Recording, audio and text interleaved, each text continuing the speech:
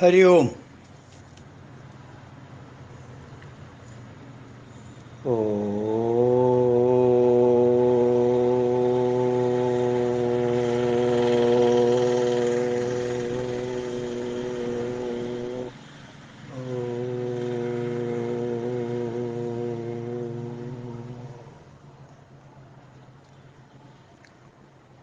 ओम सहनाववतु सहनौ भुनक्तु सह वीर्यं करवावहै तेजस्विनावधीतमस्तु मा विद्विषावहै।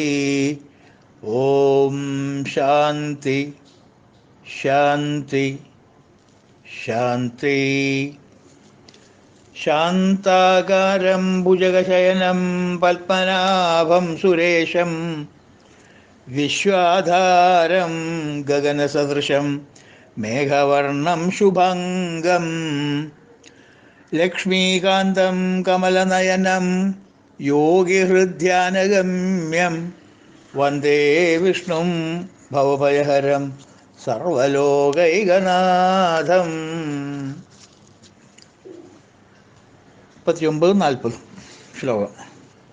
അതുലശരഭോ ഭീമാ സമയജ്ഞോ ഹവിർഹരി സർവലക്ഷണലക്ഷണ്യോ ലക്ഷ്മീവാൻ സമിതിഞ്ജയ വിക്ഷരോരോഹിതോ മാർഗോ ഹേതുർദാമോദരസഃ മഹീധരോ മഹാഭാഗോ വേഗവാനമിദാശന. ഇന്ന് എടുക്കുന്ന നാമം നമ്മൾ 359 നാമം. ഇന്ന് നമ്മളുടെ ക്ലാസ്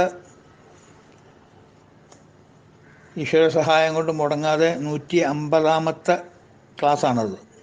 150 വീണ്ടും മുടങ്ങാതെ കണ്ട് ഈ ഗ്രന്ഥം പൂർത്തിയാക്കാനായിട്ട് ഭഗവാൻ അനുഗ്രഹിക്കട്ടെ. നിങ്ങളുടെ എല്ലാവരുടെയും പ്രാർത്ഥനയും അതിൻ്റെ കൂടെ ഉണ്ടാവുക. അപ്പം ഇന്നത്തെ നാമം 359 ഹവിർ ഹരി. 2-4 അർത്ഥങ്ങൾ ഇതിന് പറയുന്നുണ്ട്. ഡയറക്റ്റ് മീനിങ് അല്ലെങ്കിലും ഒരു ഇൻഡക്റ്റഡ് മീനിങ് ആണ്. അങ്ങനെയാണ് സാധാരണ ഈ വേദിക് ലിറ്ററേച്ചറിലൊക്കെ അങ്ങനെയാണ് ഇൻഡിക്കേറ്റീവ് മീനിങ് എടുക്കാറുണ്ട്. ഹവിർ ഹരി എന്ന് വെച്ചെങ്കിൽ ഹവിസ്സുകൾ കൈക്കൊള്ളുന്നവൻ. യജ്ഞത്തിന് യാഗങ്ങളിൽ നമ്മൾ എണ്ണ ദ്രവ്യങ്ങളൊക്കെ ഒഴിക്കില്ലേ അഗ്നിയിൽ, അത് കൈക്കൊള്ളുന്നവൻ, അത് സ്വീകരിക്കുന്നവൻ. 2 ഹവിസ്സായവൻ തന്നെ. ഹവിസ്സും ബ്രഹ്മാർപ്പണം ബ്രഹ്മഹവി ബ്രഹ്മഗ്നോ ബ്രാഹ്മണഹുതം എന്ന് പറയില്ലേ. അപ്പം ഹവിസ്സും ഭഗവാൻ തന്നെയാണെന്ന് പറയുന്നത്. സംസാര ദുഃഖത്തെ ഇല്ലാതാക്കുന്നവൻ ഒരർത്ഥമുണ്ട് ഹവിർ ഹരി എന്നുള്ളൊരു ഇൻഡിക്കേറ്റീവ് മീനിങ്. ഹരിതവർണ്ണമായതിനാൽ ഹരി. ഹരിതവർണ്ണം എന്ന് വെച്ചെങ്കിൽ പച്ച നിറം എന്നുള്ള അർത്ഥത്തിലല്ല ഉപയോഗിച്ചിരിക്കണം. അഗൈൻ ഒരു മെറ്റഫോറിക് യൂസാണത്. ഹരിതം എന്ന് വെച്ചെങ്കിൽ കണ്ണിന് കുളിർമയുണ്ടാകുന്നതാണ് അർത്ഥം. അപ്പോൾ നമ്മുടെ മനസ്സിന് കുളിർമയുണ്ടാക്കുന്ന പേര് ഹരി. അതുകൊണ്ട് ഹരിതവർണ്ണ. അങ്ങനെ 2-4 അർത്ഥങ്ങളാണ് ഇതിന് പറയുന്നത്. പ്രത്യേകിച്ചൊരു സിഗ്നിഫിക്കൻസ്, ആധ്യാത്മിക സിഗ്നിഫിക്കൻസ് ഒന്നുമില്ലെങ്കിലും അവിടെ ഇവിടെ കുറച്ചൊരു എക്സ്പ്ലനേഷൻ ആവശ്യമുണ്ട്. അതുകൊണ്ട് അതും നമുക്ക് നോക്കാം.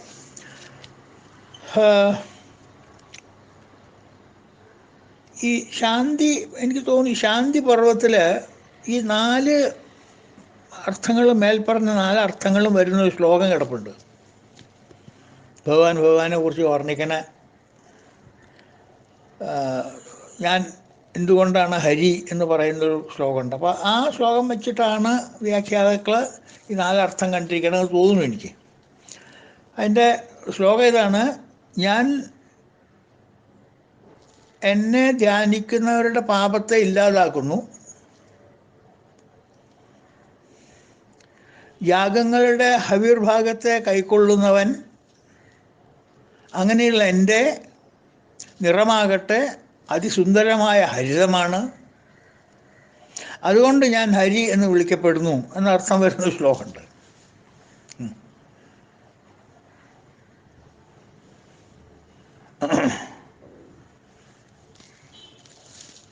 ഹരാമ്യഖം ച സ്മർത്തൃണാം, ഹരാമ്യഖം ച സ്മൃത്രാണാം.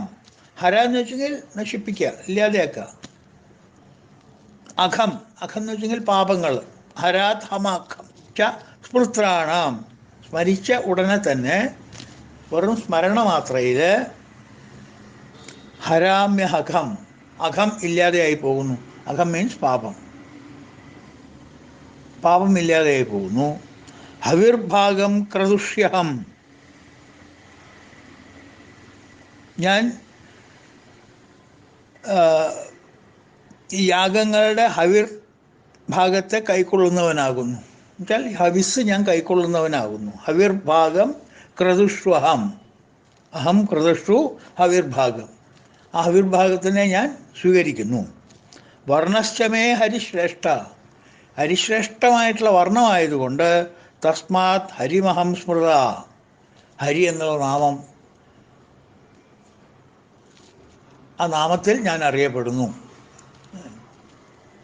അപ്പോൾ ഈ മുകളിൽ പറഞ്ഞിട്ടുള്ള 4 വഴി ഹവിസാണ് എന്നുള്ളത് വേറെ 4-മത്തൊരു കാര്യമാണ്, അതിൽ പറഞ്ഞിട്ടില്ല. 3 കാര്യം ഇതിൽ പറഞ്ഞിട്ടുള്ളൂ. അപ്പോൾ ഹവിസാണ് എന്നും കൂടിയും വ്യാഖ്യാതാക്കൾ അതിൽ കൂട്ടിച്ചേർത്തു. കാരണം ഹവിസ് തീർച്ചയായിട്ടും ഭഗവാൻ തന്നെയാണ് ഹവിസ്. ബ്രഹ്മാർപ്പണം ബ്രഹ്മഹവി എന്നാണ് പറഞ്ഞിരിക്കുന്നത്. ഹവിസ്സും ബ്രഹ്മം തന്നെയാണ് അല്ലേ. യജ്ഞം ചെയ്യുന്ന യജമാനനും യജ്ഞം ചെയ്യാൻ ഉപയോഗിക്കുന്ന ഉപാധികളും യജ്ഞത്തിൽ അർപ്പിക്കുന്ന ധർമ്മങ്ങൾ, എന്താ പറയുക, ഹവിസ് ദ്രവ്യങ്ങളും ആ യജ്ഞത്തിൽ നിന്ന് ഉണ്ടാകുന്ന യജ്ഞപുരുഷനും, ഇതെല്ലാം യജ്ഞം തന്നെ, യജ്ഞം ഞാൻ തന്നെയാണ്, ഇതെല്ലാം എന്നിൽ തന്നെയാണ് വന്നു ചേരുന്നതും, ഇതെല്ലാം ഞാനാണ് ഇനിയും എന്നുള്ളൊരു ശ്ലോകം നമ്മൾ വളരെ പ്രാവശ്യം കണ്ടിട്ടുള്ളതാണ് യജ്ഞത്തെക്കുറിച്ച് പറയുമ്പോൾ.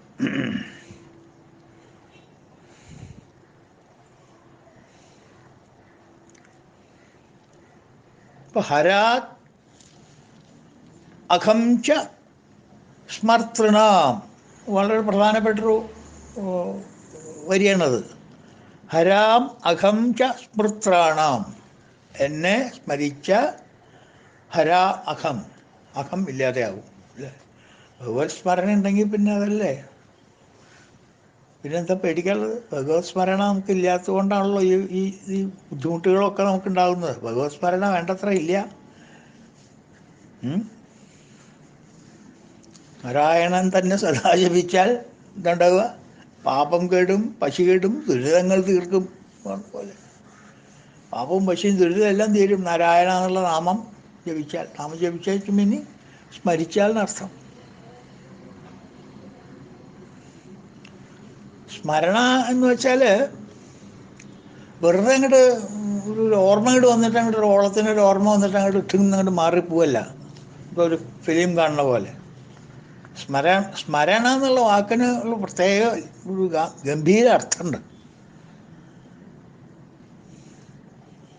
നല്ലൊരു ഇംഗ്ലീഷ് ട്രാൻസ്ലേഷൻ വളരെ അധികം കാണാറില്ല, എങ്കിലും ഈ ഒരു സ്മരണ എന്നുള്ള വാക്കിനൊരു ഇംഗ്ലീഷ് ട്രാൻസ്ലേഷൻ നല്ലൊരു അർത്ഥവത്തായിട്ടുള്ള ട്രാൻസ്ലേഷനാണ്. റിമെമ്പർ.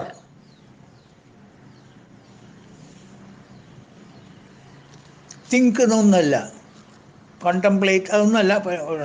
സ്മരണ എന്നുള്ള വാക്കിന് റിമെമ്പർ.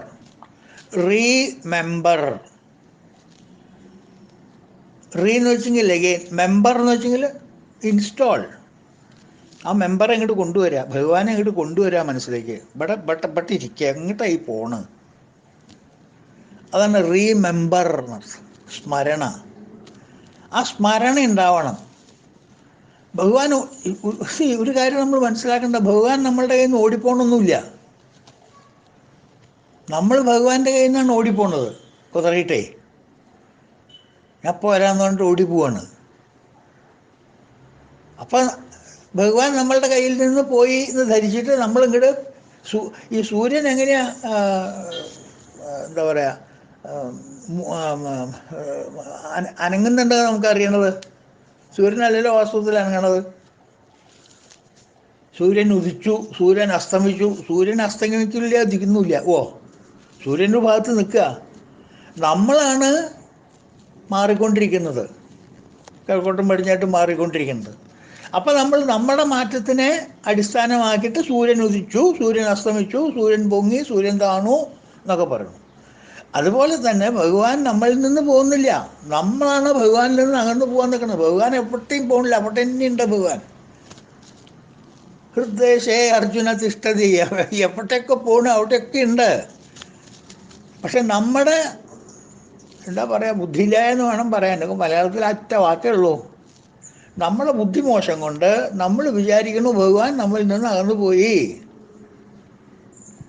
അപ്പം ഭഗവാനെ അകന്നു പോയ ഭഗവാനെ തിരിച്ചു കൊണ്ടുവരിക എങ്ങനെയാ? സ്മരണ, റീമെമ്പർ, പിടിച്ചു വലിച്ചു കൊണ്ടുവന്നിട്ട് പെട്ടെ രണ്ടാമത് പ്രതിഷ്ഠിക്കുക, ഇൻസ്റ്റാൾ ചെയ്യുക. പെട്ടിരിക്കുക, എങ്ങടെ ഈ പോണ്.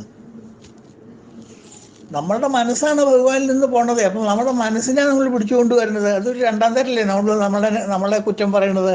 അപ്പോൾ ഭഗവാനെ പറയാം, ഭഗവാൻ ഇതിനെ അങ്ങോട്ട് പോകണം, അങ്ങോട്ട് പോരുമോ എന്ന് പറയാം. എന്തൊരു തന്മയത്വം നോക്കുക, ഭാവന. നമ്മളുടെ മനസ്സിനല്ല നമ്മൾ വരാൻ പറയുന്നത്, നമ്മൾ ഭഗവാനോടാണ് വരാൻ പറയുന്നത്. ഇങ്ങോട്ട് വരുമോ എന്ന് ഇവിടെ പിടിക്കാൻ പറയുന്നത് അല്ലേ. അതാണ് സ്മരണ എന്ന് പറയുന്നത്. യസ്യ സ്മരണമാത്രേണ, കേട്ടിട്ടില്ലേ? ജന്മസംസാര ബന്ധനാത്, ജന്മസംസാരങ്ങളുടെ ബന്ധനം എപ്പോഴാണോ നമ്മൾ സ്മരിക്കണത്, സ്മരിക്കണം കേട്ടോ, ഓർമ്മിച്ചാൽ പോരാ. വെറുതെ ഒരു ഓളത്തിനൊരു ഓർമ്മയുണ്ടായ പോരാ. സ്മരണ, റിമെമ്പർ, പിടിച്ചിരുത്തണം അവിടെ. അഷ്ടബന്ധന എന്താണ്, അഷ്ടകലശബന്ധനം ഉണ്ടാക്കണം മനസ്സിൽ, ഉറപ്പിക്കുക അവിടെ. റിമെമ്പർ, അതെപ്പോൾ നമ്മൾ ചെയ്യണോ? യസ്യ സ്മരണമാത്രേണ ജന്മസംസാരബന്ധനാത്, ജന്മങ്ങളുടെ സംസാര ബന്ധനങ്ങളെല്ലാം എന്താണ്ടാവുക? വിമുച്യതേ നമസ്തസ്മൈ. വിമുച്യതേ, ലിബറേറ്റഡ് ഫ്രം. വിഷ്ണവേ പ്രഭ വിഷ്ണവേ. ആ ഒരു സ്മരണ കിട്ടിയാൽ മതി.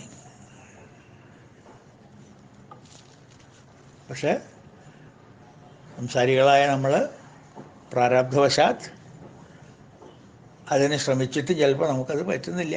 സാരില്ല. Robert Bruce and the spider കഥ ഓർമ്മയില്ലേ? ശ്രമിക്കുക. ഭഗവാൻ എപ്പോഴാണോ അനുകൂലിക്കണം, എപ്പോഴാണോ ഇവിടെ വന്നിരിക്കണം തോന്നിയത് വെച്ചാൽ അപ്പം ഇരുത്തുക.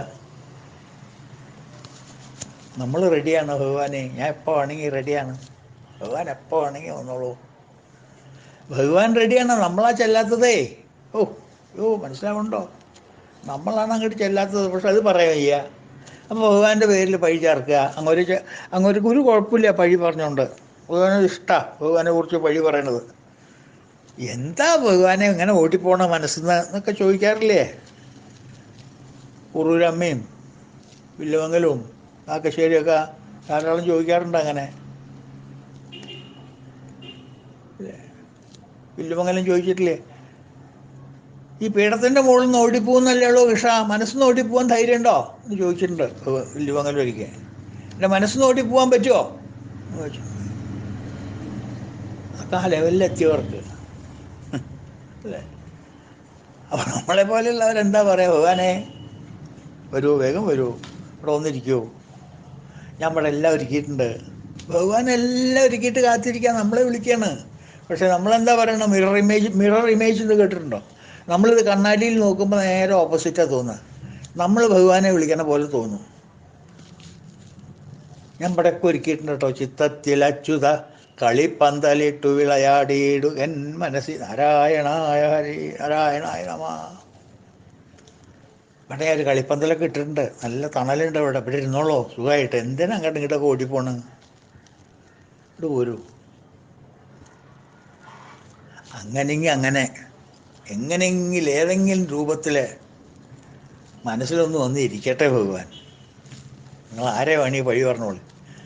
ഭഗവാനെ വഴി പറഞ്ഞിട്ടായാലും കൊള്ളമില്ല, കുഴപ്പമില്ല, ഭഗവാൻ വരികയാണെന്നുണ്ടെങ്കിൽ വന്നോട്ടെ, ആരെ തെറ്റ് ആരെ ശരിയൊന്നും നോക്കാൻ നിൽക്കണ്ട. അത് വിളിച്ചാൽ ഭഗവാൻ, അതാണ് സ്മരണ, റീമെമ്പർ. അപ്പം അങ്ങനെയുള്ള യസ്യ സ്മരണ മാത്രേണ ജന്മസംസാര ബന്ധനാത്, സംസാരം ഇല്ലാണ്ടാവില്ല, ദുഃഖങ്ങൾ ഇവിടുന്ന് പോകാണ്ടെന്നിരിക്കില്ല, ദുഃഖങ്ങളൊക്കെ നിങ്ങൾ സംസാരത്തിലാവുമ്പോൾ ഉണ്ടാവും, ബന്ധനങ്ങൾ ഉണ്ടാവില്ല, ഡിറ്റാച്ച്ഡ് വേ ഓഫ് ലൈഫ് ആവും. മരണം ഒഴിവാക്കാൻ പറ്റില്ല, മരണഭയം ഇല്ലാണ്ടാവും എന്ന് പറഞ്ഞ പോലെ സംസാര ബന്ധനം ഉണ്ടാവില്ല. തന്നെ വലിയ കാര്യമല്ലേ. സംസാരത്തിനേക്കാൾ സംസാര ബന്ധനമാണ് നമുക്ക് ബുദ്ധിമുട്ട്. സംസാരത്തിനെ മാനേജ് ചെയ്യാം, സംസാര ബന്ധന മാനേജ് ചെയ്യാൻ പറ്റാത്തത് അല്ലേ. ഭാര്യയോടോ അച്ഛനോടോ അമ്മോടോ ജ്യേഷ്ഠന്മാരോടോ അനുജന്മാരോടോ കച്ചവടത്തിനോടോ മുതലിനോടോ എന്താ പറയുക വ്യക്തികളോടോ സ്ഥാപനങ്ങളോടോ ഇവരൊക്കെ നമുക്ക് മാനേജ് ചെയ്യാം. അച്ഛനെ മാനേജ് ചെയ്യാം, അമ്മ മാനേജ് ചെയ്യാം, ഭാര്യ മാനേജ് ചെയ്യാം, എങ്ങനെ വേണി മാനേജ് ചെയ്യാം. പക്ഷേ അവരോടുള്ള ബന്ധനമാണ് നമുക്ക് മാനേജ് ചെയ്യാൻ പറ്റുന്നത് അല്ലേ. ആലോചിച്ച് നോക്കൂ, ബന്ധനല്ലേ ഈ മാനേജ്മെൻറ്റ് പ്രശ്നങ്ങൾ മുഴുവൻ കിടക്കുന്നത്. Management of attachment, management of things and beings അല്ല. That is very easy. ബാഹ്യവസ്തുക്കളെ മാനേജ് ചെയ്യാൻ ഒരു ബുദ്ധിമുട്ടുമില്ല. നമുക്ക് ബുദ്ധിമുട്ട് പറഞ്ഞാൽ എപ്പോഴാണ്? മാനേജ്മെൻറ്റ് ഓഫ് അറ്റാച്ച്മെൻറ്റ്, അവിടെയാണ് പ്രശ്നം കിടക്കുന്നത്. അതാണ് ഇല്ലാണ്ടാക്കുന്നത്. അല്ലാണ്ട് വസ്തുക്കളെയും നിങ്ങൾ 4 പേരുള്ളവരെ ഒന്നും പിടിച്ച് കശാപ്പ് ചെയ്യില്ല. നിങ്ങളുടെ ഭാര്യ നിങ്ങളുടെ അടുത്ത് തന്നെ ഉണ്ടാവും, കുട്ടികൾ നിങ്ങളുടെ അടുത്ത് തന്നെ ഉണ്ടാവും, അച്ഛനും അമ്മയൊക്കെ ഉണ്ടാവും. ആരെയും തലവെട്ടില്ല. ഈശ്വരനെ സ്മരിച്ചു പറഞ്ഞിട്ട് ഇവരെയൊക്കെ തലവെട്ടിക്കളഞ്ഞ് ഞങ്ങളെ മാത്രം അവിടെ നിർത്തില്ല, ഇല്ല, എല്ലാവരും ഉണ്ടാവും, തൊട്ടടുത്ത് തന്നെ ഉണ്ടാവും എല്ലാവരും. പക്ഷെ എന്താ പോവാ? ജന്മസംസാര ബന്ധനാത്, അറ്റാച്ച്മെൻറ്റ്, അതാണ് പോവുക. അതല്ലേ പോണ്ടത്. ആ പോണ്ട സാധനം പോയാൽ പിന്നെ എന്താ വിഷമമുള്ളത്? പാമ്പിൻ്റെ വിഷം എടുത്ത് കളഞ്ഞാൽ പിന്നെ അവരെങ്ങനെ ചീറ്റിയാന്താ, ഏത് ചെയ്താന്താ എന്നൊന്നും പേടിക്കാനില്ലല്ലോ. മനസ്സിലല്ലേ? അപ്പോൾ attachment is the problem. Attachment is what will take it away.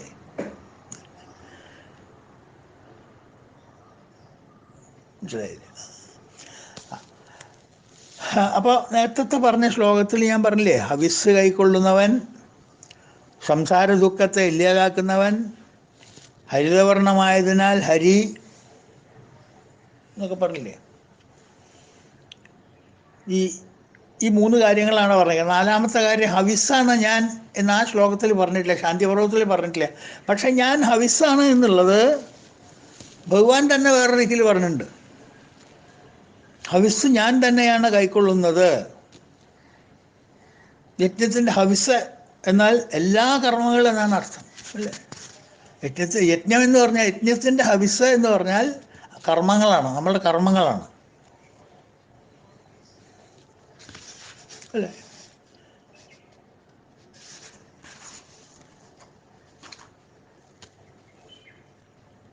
യജ്ഞത്തിനെ നമ്മളുടെ സാധാരണ കർമ്മങ്ങളായിട്ട് ബന്ധിപ്പിക്കാനാണ് 3-ാം അധ്യായം മുഴുവൻ ഭഗവത്ഗീതയിൽ പറഞ്ഞിരിക്കുന്നത്. നമ്മളുടെ കർമ്മങ്ങളാണ് യജ്ഞം എന്ന് പറയുന്നത്. യജ്ഞവും യാഗവും ഒക്കെ വേദിക് പീരീഡിലെ യാഗവും യജ്ഞവും തന്നെ അതേ സിസ്റ്റമാറ്റിക്കായിട്ട് ഒരു മാറ്റവും വരുത്താണ്ട് നമുക്ക് നമ്മളുടെ ചെയ്യുന്ന സാധാരണ വീട്ടുജോലികളിൽ ഏർപ്പെടുത്താം.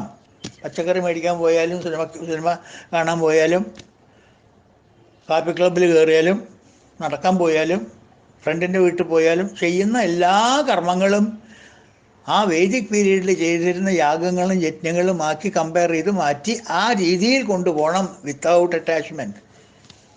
അപ്പോൾ നമ്മൾ ഹവിസ് ഒഴിക്കുന്നത്, യാഗത്തിലും യജ്ഞത്തിലും ഹവിസ് എണ്ണയിൽ ഒഴിക്കിയ ദ്രവ്യങ്ങളെല്ലാം എങ്ങനെയാണോ നമ്മൾ ആ തീയിൽ അഗ്നിയിൽ അർപ്പിക്കുന്നത്, അതുപോലെ നമ്മളുടെ നിത്യ ജീവിതത്തിൽ ഓരോ കർമ്മവും അല്ലെങ്കിൽ എല്ലാ കർമ്മവും നമ്മൾ ഈ ഹവിസ് അർപ്പിക്കുന്നത് പോലെ ഭഗവാൻ അർപ്പിക്കുകയാണ്.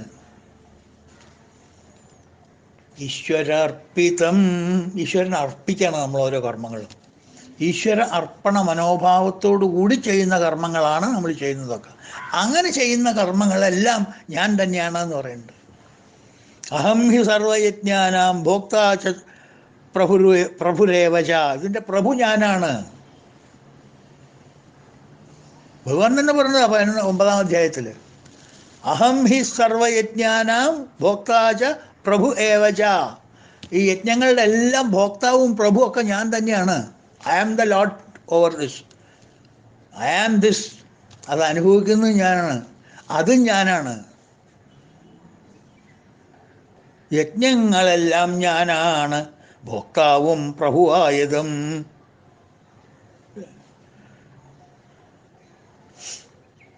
അപ്പോൾ എല്ലാ ദിക്കിലും ഭഗവാൻ പറഞ്ഞിട്ടുണ്ട്. അപ്പോൾ ഈ വിഷ്ണു സഹസ്രനാമത്തിൽ നമ്മൾ ഈ കാണുന്ന ഈ ഹവിർ ഹരി എന്നുള്ള വ്യാഖ്യാനങ്ങൾ, ശങ്കരാചാര്യർ ഇത്യാദി മഹാന്മാർ എഴുതിയിട്ടുള്ള വ്യാഖ്യാനങ്ങളെല്ലാം തന്നെ ഉപനിഷത്തുകളുടെ സാങ്ഷൻ ഉണ്ടെന്നർത്ഥം, വേദങ്ങളുടെ സാങ്ഷൻ ഉണ്ട്. യജ്ഞോ വൈ വിഷ്ണു, യജ്ഞോ വൈ വിഷ്ണു, യജ്ഞം തന്നെയാണ് വിഷ്ണു. യജ്ഞം വിഷ്ണു തന്നെയാണ്, യാതൊരു സംശയമില്ല എന്ന് വേദവാക്യമുണ്ട്. ഹവിസ്സിനെ സ്വീകരിക്കുന്നതും വിഷ്ണു തന്നെ. യജ്ഞോ വൈ വിഷ്ണു.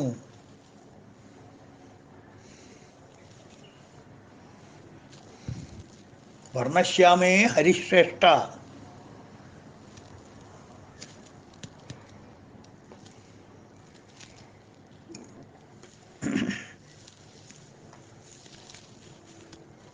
ഹോം ഹരേ നമ എന്നുള്ളൊരു പഞ്ചാക്ഷരി മന്ത്രമുണ്ട്. അപ്പോൾ ഈ പഞ്ചാക്ഷരി മന്ത്രം സർവ്വ പാപങ്ങളെയും നശിപ്പിക്കുന്നതാണ്. ഓം ഹരേ നമ എന്ന് ഭാഗവതത്തിൽ വ്യക്തമാക്കുന്നുണ്ട്. അവിടെ പ്രധാനം എന്താ വെച്ചാൽ ഈ ഹരനെ കുറിച്ചിട്ടുള്ള ഈ നാമം ഓം ഹരേ നമ എന്ന പഞ്ചാക്ഷരി മന്ത്രം ചൊല്ലുന്നതിൻ്റെ ഹരി ഓം എന്ന് ഉച്ചരിക്കുന്ന ഒരു പതിവുണ്ട്. അപ്പോൾ ഹരി അവിടെ വിട്ടു നിർത്താൻ പറ്റുന്നതല്ല എന്നർത്ഥം. അപ്പോൾ ഇങ്ങനെയൊക്കെ ലിങ്ക് ചെയ്താലേ നമുക്ക് അതിൻ്റെ അർത്ഥം വളരെ വ്യക്തമായിട്ട് നമുക്ക് മനസ്സിലാവും. അല്ലെങ്കിൽ നമുക്ക് മനസ്സിലാവില്ല. കാരണം ഉപനിഷത്തുകളിൽ നിന്ന് എടുത്തിട്ടുള്ള വാക്യങ്ങളാവുമ്പോൾ അതിനെ നമ്മൾ വേണ്ട രീതിയിൽ വ്യാഖ്യാനിച്ചില്ലെങ്കിൽ അർത്ഥം വ്യത്യാസം വരും.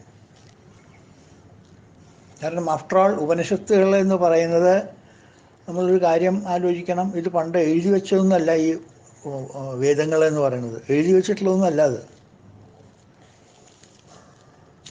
ഇത് തമ്മിൽ ഗുരുനാഥനും ശിഷ്യനും തമ്മിൽ ചെയ്തിട്ടുള്ള ആശയവിനിമയങ്ങൾ ഓരോരുത്തർ താഴത്തേക്ക് നമുക്ക് പ്രദാനം ചെയ്ത് തന്ന്, അതാണ് ശ്രുതി എന്ന് പറഞ്ഞത്.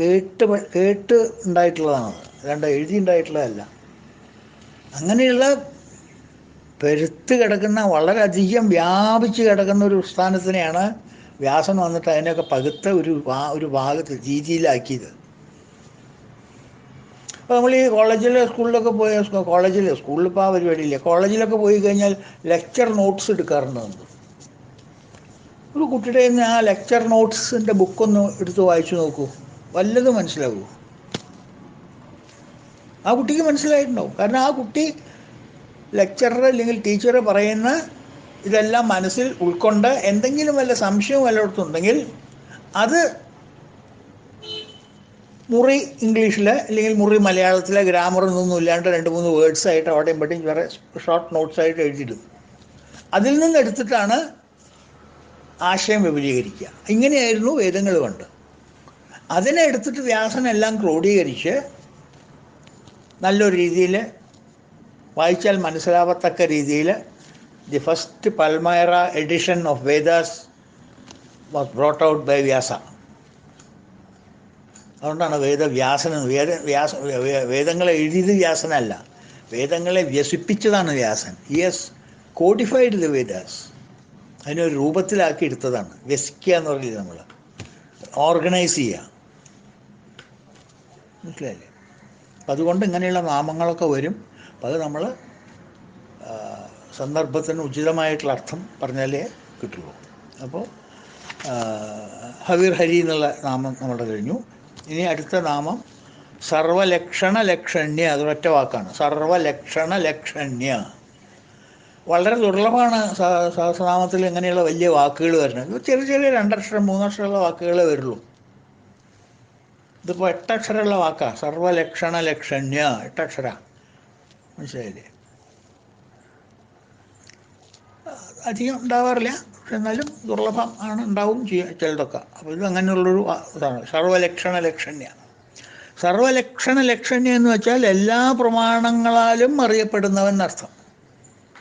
മഹാവിഷ്ണുവിൻ്റെ വർണ്ണനയാണത് കേട്ടോ, പരബ്രഹ്മത്തിൻ്റെ വർണ്ണനയല്ലേ. വിഷ്ണു സഹസ്രനാമമാണ്, ആലോചിക്കണം. അതല്ലെങ്കിൽ നമ്മൾ ചോദിക്കുക ലക്ഷണം കൊണ്ടൊന്നും കണ്ടുപിടിക്കാൻ പറ്റില്ല എന്നല്ലേ, അപ്പോൾ അപ്രമേയ എന്ന് പറഞ്ഞിട്ടില്ലേ നമ്മൾ, പിന്നെ എങ്ങനെ അങ്ങൊരു പ്രമേയനാണ്? അത് നമ്മൾ പറഞ്ഞത് പരബ്രഹ്മത്തിൻ്റെ സ്വരൂപം, സ്വസ്വരൂപം. അതല്ല, അതൊരു തടി കഴിഞ്ഞ് വിഷ്ണുവിൻ്റെ പറയണം നമ്മൾ. എല്ലാ പ്രമാണങ്ങളാലും അറിയപ്പെടുന്നവൻ, എല്ലാ ലക്ഷണവും തികഞ്ഞവൻ. അപ്പം എല്ലാ പ്രമാണങ്ങളാലും അറിയപ്പെടുന്നെന്ന് വെച്ചാൽ ഭഗവാനെ അറിയാനുള്ള തത്വശാസ്ത്രങ്ങൾ പല രീതിയിലുണ്ട്. മനസ്സിലാക്കാൻ ഭഗവാന് തത്വം മനസ്സിലാക്കാൻ പല രീതിയിലുള്ള വഴികളുണ്ട്, പല വഴികളുമുണ്ട്.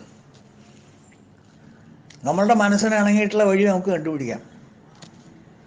അതാണ് നമ്മളുടെ സനാതന ധർമ്മത്തിലുള്ള വലിയൊരു മെച്ചം. ഭഗവാൻ തന്നെ നമുക്ക് ചൂസ് ചെയ്യാം. You can choose your God. വേറെ വല്ലയിടത്തും കേട്ടിട്ടുണ്ടോ അങ്ങനെ? അല്ലേ? Can you choose your parents, but you can choose your God. You can choose your food എന്ന് പറഞ്ഞ പോലെയാണ് you can choose your God. Raman വേണോ, കൃഷ്ണൻ വേണോ, ദേവി വേണോ, സരസ്വതി വേണോ, ഭഗവതി വേണോ, ഇഷ്ടം പോലെ ഉണ്ട്. അത് ആരെക്കുറിച്ച് പറഞ്ഞാലും അവരാണ് സുപ്രീം. പിന്നെന്താ? അതുകൊണ്ടാണ് ലക്ഷണ്യ, എല്ലാ പ്രമാണങ്ങളാലും അറിയപ്പെടുന്നതാണ്. ഏത് പ്രമാണം വഴി പോയാലും മനസ്സിലാക്കാം. ചില വഴി എളുപ്പ വഴിയാണ്, ചില ദുർഘടമുള്ള വഴിയാണ്, ചിലത് കാലതാമസം വരും, അത്രയേ ഉള്ളൂ വ്യത്യാസം. മനസ്സിലായില്ലേ? അപ്പോൾ ഭഗവാനെ നമുക്ക്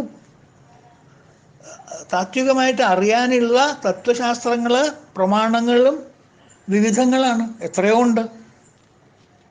സാധാരണഗതിയിൽ നമ്മൾ സാമാന്യമായിട്ട് പറയുമ്പോൾ ദൈവവിശ്വാസികൾ അദ്വൈതം, ദ്വൈതം, വിശിഷ്ടദ്വൈതം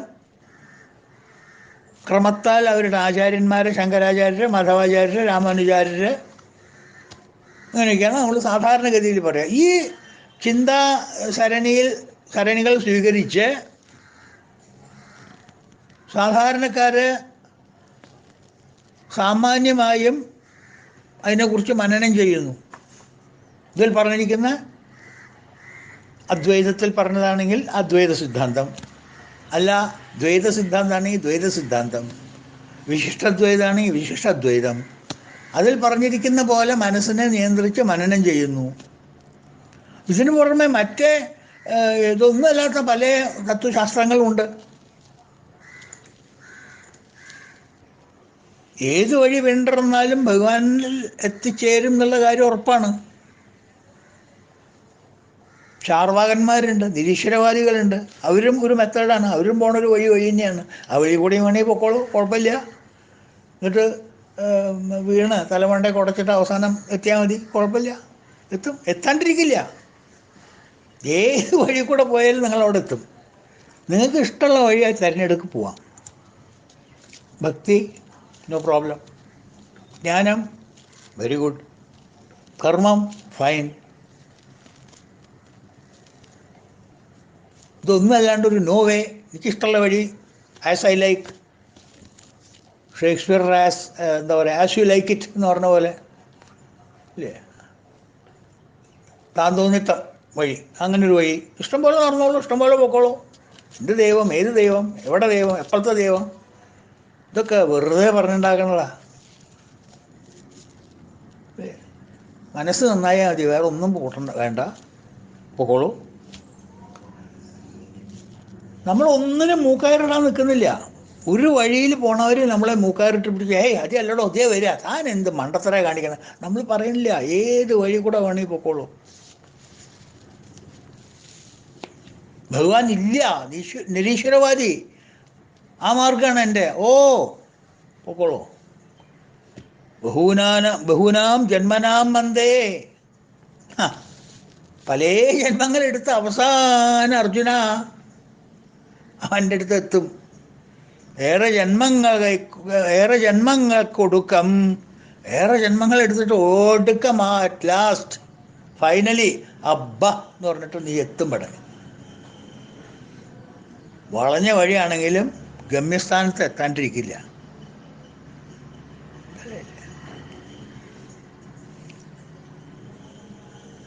ഇപ്പോൾ ഗുരുനാഥന്മാർ പറഞ്ഞു തരുന്ന വഴി നല്ലതാണ്, അഭികാമ്യമാണ് എന്ന് മനസ്സിന് തോന്നി ബുദ്ധിയിൽ ഉറപ്പുവരുത്തി ചെയ്യുകയാണെന്നുണ്ടെങ്കിൽ ചെയ്തോളൂ, സംശയിക്കേണ്ട കാര്യമില്ല.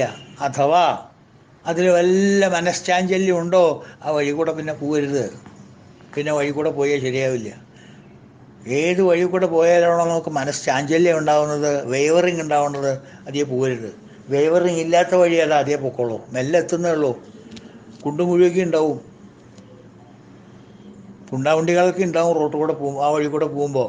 എന്നാൽ എനിക്ക് ഇതാ ഇഷ്ടം എന്ന് പറഞ്ഞ് പോവുകയാണെങ്കിൽ പൊക്കോളൂ. പക്ഷെ സഹിക്കേണ്ടി വരും. പക്ഷെ ഒരു കാര്യം, അവിടെ എത്താതിരിക്കില്ല. ഭഗവാൻ കൈവിടേണ്ട പ്രശ്നമേ ഇല്ല. അവിടെ ഇരുന്ന് ഇങ്ങനെ നോക്കുന്നുണ്ടാവും. ഓ ബദ്ധ്യ വരണല്ലേ, നമുക്ക് നോക്ക് തമാശ. ഇത്ര വീഴ്ചയാവോ വരണേ, എവിടേക്കാണാവോ പൊട്ട, എവിടേക്കാണാവോ ബ്രേക്ക്.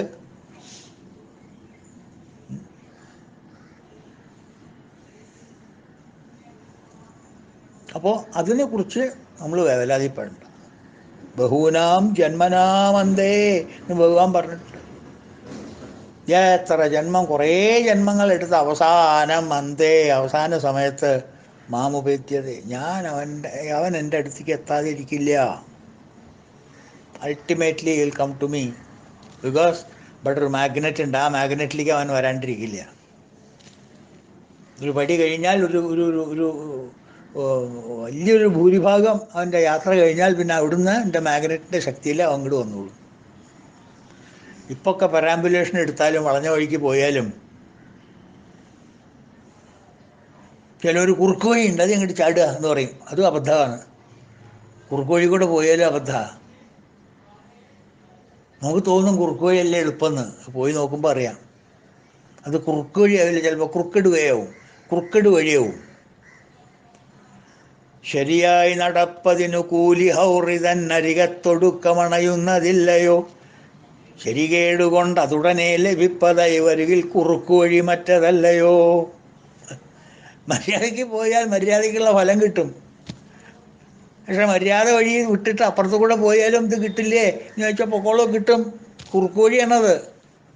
പക്ഷെ കുറുക്ക് വഴി കൂടെ പോയാൽ പോകാൻ കുറേ ബുദ്ധിമുട്ടുണ്ട്. അപകടങ്ങൾ തിങ്ങിയിരിക്കുന്ന സ്ഥലമാവും കുറുക്ക് വഴി. അപ്പോൾ ആ കുറുക്ക് വഴി കൂടെ പോണ്ട, അത് കുറുക്കട് വഴിയാവും. അതൊക്കെ ശ്രദ്ധിച്ചിട്ട് ചെയ്യുക. അതാണ് ആ നാമത്തിൻ്റെ അർത്ഥം. സർവലക്ഷണ ലക്ഷണ്യേ. ലക്ഷണ്യ എന്ന് വെച്ചാൽ ലക്ഷണമൊത്തവൻ എന്നർത്ഥം. എല്ലാ ലക്ഷണങ്ങളും ഉള്ളവൻ. സ്വയം അവതാരം എടുത്താൽ എല്ലാ ലക്ഷണങ്ങളും തികഞ്ഞിരിക്കുന്ന സ്വസ്വരൂപമായിരിക്കും ഭഗവാൻ. ഏത് അവതാരവും നോക്കിക്കോളും. എല്ലാ ലക്ഷണങ്ങളും അവതാരത്തിലുണ്ടാവും. ലക്ഷണമില്ലാത്തൊരു അവതാരം ഉണ്ടാവില്ല. മത്സ്യാവതാരം മുതൽ കൽക്കി അവതാരം വരെ എല്ലാം ലക്ഷണമൊത്ത അവതാരങ്ങൾ തന്നെയാണ്. ഇത്രയും അവതാരങ്ങളുടെ 10 പ്രധാനമായിട്ട് പറയുന്നു. അതാണ് സർവലക്ഷണ ലക്ഷണ്യ. അങ്ങനെയും ഒരർത്ഥം പറയുന്നുണ്ട്. എല്ലാ ലക്ഷണം തികഞ്ഞവൻ എന്നുള്ള അർത്ഥം പറയുന്നുണ്ട്. ഏത് ലക്ഷണത്തിൽ കൂടെ പോയാലും ലക്ഷ്യം എത്തിക്കും എന്നുള്ള അർത്ഥവും പറയുന്നുണ്ട്. അങ്ങനെയും പറയുന്നുണ്ട്. ഓക്കെ, അടുത്ത നാമം ലക്ഷ്മിവാൻ.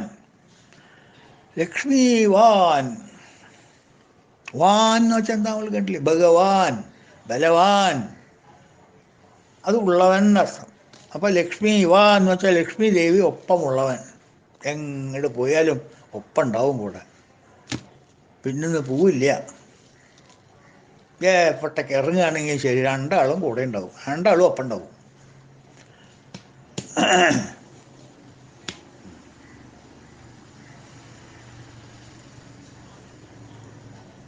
പല നാമങ്ങളും നമ്മളിത് കണ്ടിട്ടുള്ളതല്ലേ. ശ്രീമാൻ എന്നുള്ള 2-3 പ്രാവശ്യം വന്നിട്ടുണ്ട് ഈ നാമം. ശ്രീമാൻ, ശ്രീനിവാസ, ഇതൊക്കെ അർത്ഥം തന്നെയാണ്. ലക്ഷ്മി ദേവിയെ വക്ഷസിൽ ധരിക്കുന്നവനായാലും സജ്ജനങ്ങളെ രക്ഷിക്കുന്നവനായാലും രണ്ടും ലക്ഷ്മിവാൻ തന്നെയാണ് അർത്ഥം. അതിന് വലിയ സിഗ്നിഫിക്കൻസ് ഉള്ളൊരു നാമമായിട്ട് നമ്മൾ എടുക്കേണ്ട കാര്യമില്ല. കാരണം നമ്മൾ കണ്ടിരിക്കുന്നു ലക്ഷ്മി ദേവി ആരാന്നും ലക്ഷ്മി ദേവി എങ്ങനെയാണ് സദാ ഭഗവാന്റെ വക്ഷസ്സിൽ പരിരസിക്കുന്നതെന്നും ഒക്കെ നമ്മൾ കണ്ടിട്ടുണ്ട്. അപ്പോൾ ഇവിടെ ഏൻ ഒന്നുകൂടിയും പറയുന്നു ലക്ഷ്മിവാൻ, ലക്ഷ്മി ദേവി ഒപ്പമുള്ളവൻ എന്ന് പറയുന്നു അർത്ഥം. അടുത്തത് സമിതഞ്ജയ. സമിതഞ്ജയ എന്ന് വെച്ചെങ്കിൽ എല്ലായ്പ്പോഴും ജയിക്കുന്നവൻ അല്ലേ, സഹസ്രജിത്ത്, അനന്തജിത്ത് എന്നർത്ഥം തന്നെയാണ് ഇവിടെ. ഏത് യുദ്ധത്തിലും ജയിക്കുന്നവൻ എന്നർത്ഥം. സമിതഞ്ജയ, ഏത് ചുറ്റുപാടിലും വിജയശ്രീലാളിതനായിട്ടേ വരുള്ളൂ ഭഗവാൻ. എവിടെ പോയാലും എന്തിനു പുറപ്പെട്ടാലും ഡിഫീറ്റ് എന്നുള്ളതൊന്നുമില്ല. അങ്ങനെ അദ്ദേഹത്തിൻ്റെ ഡിക്ഷണറിയിൽ അതില്ല. ഇമ്പോസിബിൾ എന്ന് നെപ്പോളിയൻ പറഞ്ഞ പോലെയാണ്. It is not in his dictionary. തോൽവി എന്നോ അങ്ങനൊരു കാര്യം ഭഗവാന്റെ ഡിക്ഷണറിയിലേ ഇല്ല. സമിതഞ്ജയ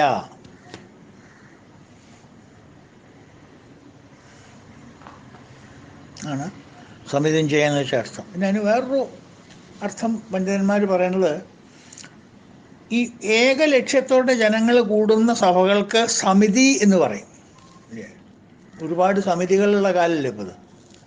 കർഷക സമിതി, ആ സമിതി, ഈ സമിതി എന്നൊക്കെ പറഞ്ഞിട്ട്, വനിതാ സമിതി ഒക്കെ പറഞ്ഞിട്ട് ഒരുപാട് സമിതികളുള്ളതാണ്. എന്താ സമിതി? ഏക ലക്ഷ്യത്തോടെ ജനങ്ങൾ കൂടുന്ന സഭകൾക്ക് സമിതി എന്നാണ് പറയാം. അപ്പം എത്ര വലിയ സമിതി ആയാലും ഭഗവാന്റെ തീർപ്പുകളെ അവിടെ ജയിക്കൂ.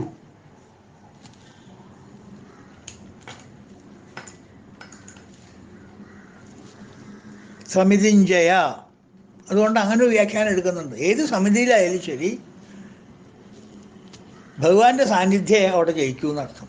എവിടെയാണോ ഭഗവത് സാന്നിധ്യമുള്ളത്, എവിടെയാണോ ധർമ്മമുള്ളത്, എവിടെ ന്യായമുള്ളത്, എവിടെയാണോ സത്യമുള്ളത്, അവിടെ ജയിക്കൂ ഏത് സമിതി ആയാലും.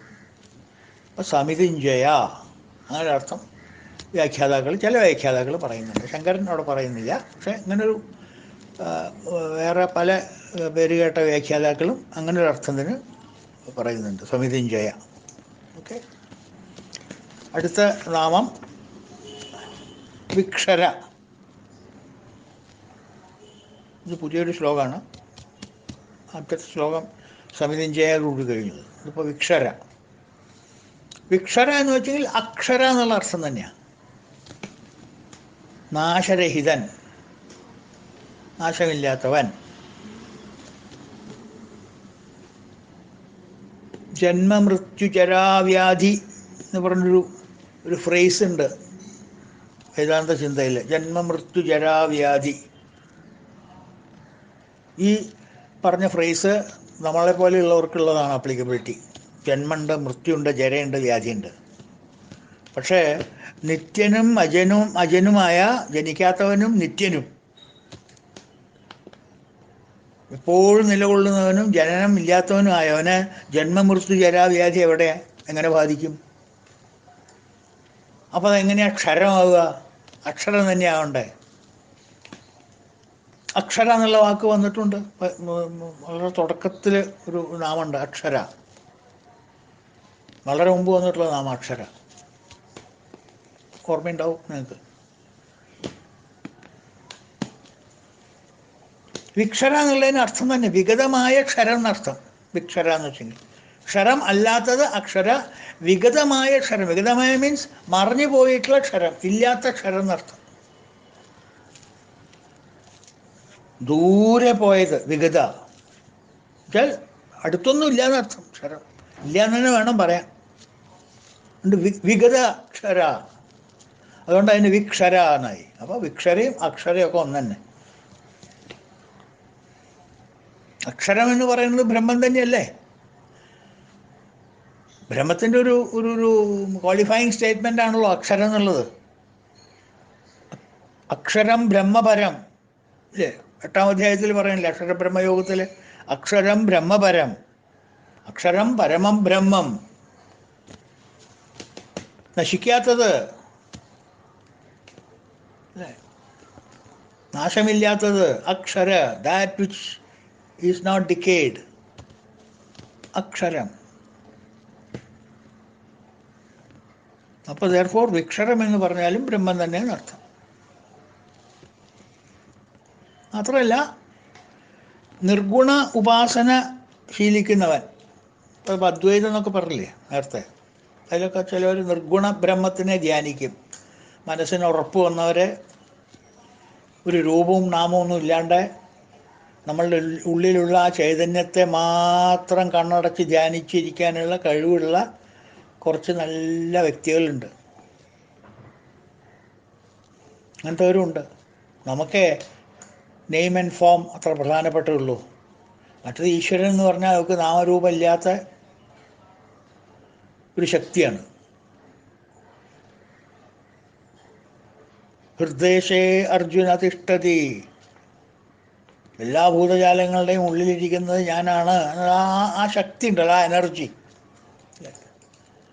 ബൾബും ട്യൂബ് ലൈറ്റും അല്ലെങ്കിൽ ലൈറ്റും ഫാനും ഹീറ്ററും എയർ കണ്ടീഷണറും ഒന്നും ഇല്ലാതെ തന്നെ കറണ്ടിനെ മനസ്സിലാക്കാൻ കഴിവുള്ള ഇലക്ട്രിക്കൽ എഞ്ചിനീയർമാരുണ്ടാവും. നമുക്ക് ഇലക്ട്രിസിറ്റി എന്താണെന്ന് അറിയണമെങ്കിൽ നമുക്കത് ബൾബ് ഇട്ട് നോക്കണം, അല്ലേ? ആരോട് ഇലക്ട്രിസിറ്റി എന്താ അമ്മാവേ എന്ന് ചോദിച്ചാൽ ഇലക്ട്രിസിറ്റി എന്താണെന്ന് കാണിച്ചു തരാം, ഇവിടെ വാ എന്ന് പറഞ്ഞിട്ട് സ്വിച്ച് ഇട്ടു, കത്തിയത് കണ്ടില്ലേ? അതാണ് ഇലക്ട്രിസിറ്റി കേട്ടോ, പൊക്കോ ഊണ് കഴിച്ചോ. നമുക്ക് അങ്ങനെയല്ലേ പറ്റുള്ളൂ. അല്ലാണ്ട് ഇലക്ട്രിസിറ്റി എന്താണെന്ന് നമുക്ക് പറഞ്ഞ് മനസ്സിലാക്കി കൊടുക്കാനും പറ്റില്ല. ആ കുട്ടിക്ക് പറഞ്ഞാൽ മനസ്സിലാവില്ല. പക്ഷേ ആ കുട്ടി കുറച്ച് വളർന്നു വന്നു കഴിഞ്ഞാൽ ഈ ബൾബ് ഇടാണ്ട് തന്നെ ഇലക്ട്രിസിറ്റി എന്താണെന്ന് മനസ്സിലാവും, എന്താ എനർജി എന്നുള്ളത് മനസ്സിലാവും. ദാറ്റ് ഈസ് കോൾഡ് നിർഗുണ പരബ്രഹ്മം, നിർഗുണ ഉപാസന. ആ ശക്തിയെ ഉപാസിക്കുക, കുഴപ്പമില്ല. അതും ഒരു മെത്തേഡാണ്, ഒരു വഴിയാണ്, അല്ലേ? നമ്മൾ നേരത്തെ പറഞ്ഞില്ലേ പല വഴികളുണ്ടെന്ന്. ആ വഴികളുടെ ഒരു വഴിയാണത്. സർവലക്ഷണ ലക്ഷണ്യം, അതൊരു ലക്ഷണം. ആ വഴിയൊരു ലക്ഷണം, നിർഗുണ ലക്ഷണം. പരബ്രഹ്മത്തിൻ്റെ ഒരു ലക്ഷണമാണ് നിർഗുണം. ഒരു ഗുണമില്ലാത്തവനാണ്, ഗുണാതീതൻ, ബിയോണ്ട് ദ ഗുണാസ്. ശരിയല്ലേ? അപ്പം അത് ഉപാസിക്കുന്നവരുണ്ട്. അങ്ങനെയുള്ളവരെ അക്ഷരത്തെയാണ് ധ്യാനിക്കേണ്ടത്. അക്ഷരം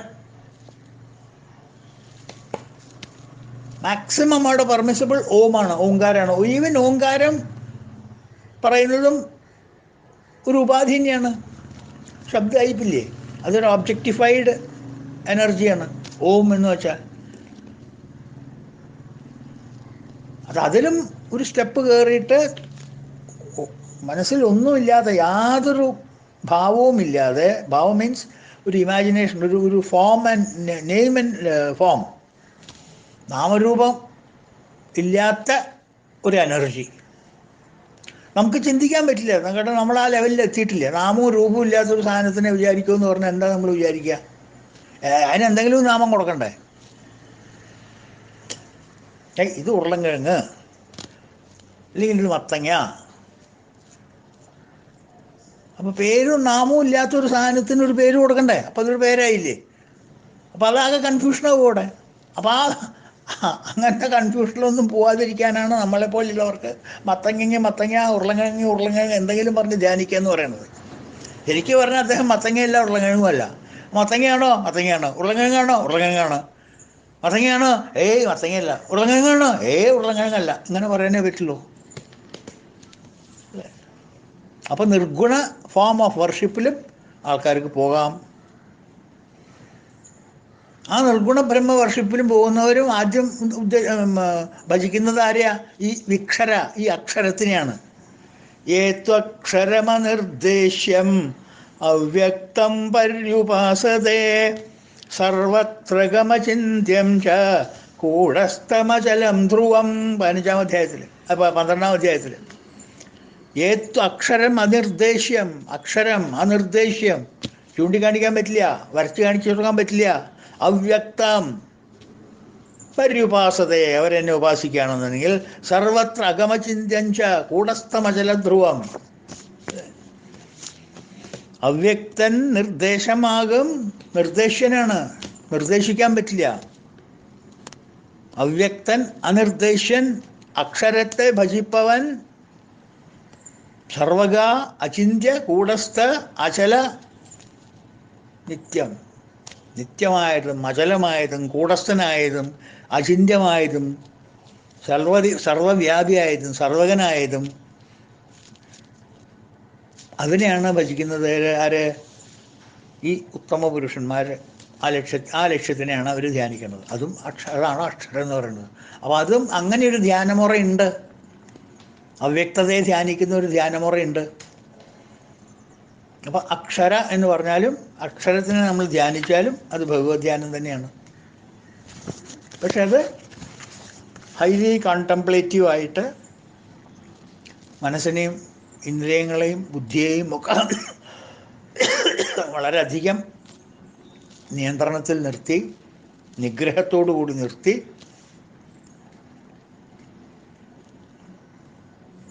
പ്രവൃത്തി നിവൃത്തി എന്ന് പറയില്ലേ, കടിഞ്ഞാണും ഉണ്ട് ചാട്ടവാറും ഉണ്ട് കയ്യിൽ. അപ്പോൾ കടിഞ്ഞാണ് വേണ്ട സമയത്ത് പിടിച്ച് വലിക്കാനുള്ള കഴിവ്. നമ്മളുടെ കയ്യിൽ പേരിനെ കടിഞ്ഞാനുള്ളൂ ഇന്ദ്രിയങ്ങളുടെ. കുതിര വലിച്ചോടത്തേക്കാണ് നമ്മൾ പോകണം അല്ലേ. അവരെങ്ങടാ വരാൻ പറഞ്ഞാൽ അങ്ങോട്ട് പോവുകയാണ് നമ്മൾ. ശ്രോത്രം ചക്ഷുസ്പർശനം ച രസനം ഘ്രാണമേവച അധിഷ്ഠായ മനശ്ചായം. മനസ്സ് പോണ വഴിക്ക്, ഇന്ദ്രിയങ്ങളൊക്കെ പോണ വഴിക്ക് മനസ്സ് റാന്ന് മൂളിയിട്ട്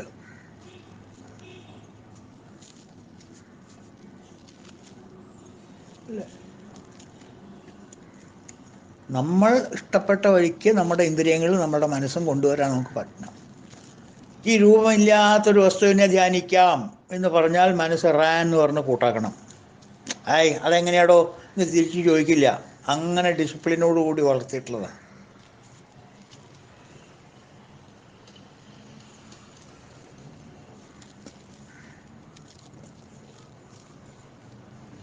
മനസ്സിലായില്ലേ? ചില ആനക്കാരുണ്ട്, കുറുമ്പൻ ആനയാവും. ഇടത്താനെ എന്ന് പറഞ്ഞാൽ ആന വലത്തോട്ട് തിരിയും. അതന്നെയാ പറഞ്ഞേ എന്ന് പറയും. വലത്താനെ എന്ന് പറഞ്ഞാൽ ആന ഇടത്തോട്ട് തിരിയും. അതന്നെയാ പറഞ്ഞേ പറയും. അപ്പോൾ തൊളിച്ച വഴിക്ക് പോയില്ലെങ്കിൽ പോയ വഴിക്ക് തൊളിക്കുക എന്നൊരു പ്രമാണമില്ല. നമ്മളിപ്പോൾ ആ പ്രമാണക്കാരാ. അതല്ലാത്ത ചില മഹാ സാത്വികന്മാരുണ്ട്, സാധകന്മാരുണ്ട്. അവരൊക്കെ ഇരുന്ന് ധ്യാനിച്ചു കഴിഞ്ഞാൽ അവർക്കൊരു ഫോട്ടോവും വേണ്ട, ഒരു പൂജയും വേണ്ട, ഒരു നാമവും വേണ്ട, ഒന്നും വേണ്ട. ഇരുന്ന് മേപ്പെട്ട് കണ്ണടച്ചിരുന്നാൽ അവർക്കെല്ലാം പ്രപഞ്ചം മുഴുവൻ അവർക്ക് കാണാം. ബ്രഹ്മനിശ്ചല ധ്യാനം. ആ ധ്യാനത്തിലിരിക്കുന്ന എത്രയോ യോഗിവര്യന്മാരുണ്ട്. അവരെന്തിനാ ധ്യാനിക്കണ? അക്ഷരപരബ്രഹ്മത്തിന്, ക്ഷരമില്ലാത്ത പരബ്രഹ്മത്തിന്. Imperishable Brahman, imperishable Brahman. Okay. അപ്പോൾ അത് തൽക്കാലം ഇപ്പം നമുക്ക് നിർത്താം. നാളെ നമുക്ക് നാളത്തെ നാമം കാണാം. അതുവരെ എല്ലാവർക്കും ഹരി ഓം. ഓം പൂർണ്ണമദ പൂർണ്ണമിദം പൂർണ്ണാത് പൂർണ്ണമുദച്യതേ പൂർണ്ണസ്യ പൂർണ്ണമാദായ പൂർണ്ണമേവാവശിഷ്യതേ. ഓം ശാന്തി ശാന്തി ശാന്തി. ഹരി ഓം തത്സത്. ഓം ശ്രീ ഗുരുഭ്യോ നമഃ.